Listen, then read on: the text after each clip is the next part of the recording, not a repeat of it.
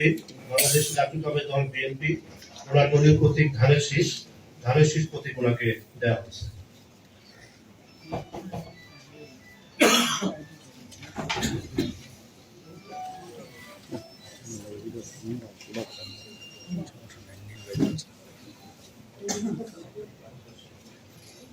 আপনাদের অনেক সমর্থকরা নিচে রয়েছে, অনেক নেতা কর্মীরা নিচে রয়েছে। আপনাদের প্রতি আমরা বিনীতভাবে অনুরোধ করবো, যেটা আচরণবিধি পুরোপুরি লঙ্ঘন করে কোন অবস্থাতে মিছিল করতে করতে না যান।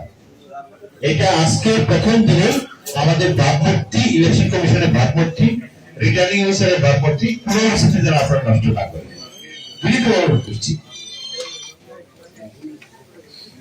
আমাদের 143 শেরপুর 1-এর প্রতীক বরাদ্দ শেষ হলো। এখন আমরা 144 শেরপুর 2 প্রতীক বরাদ্দ দিতে যাচ্ছি। প্রথমে আছেন জনাব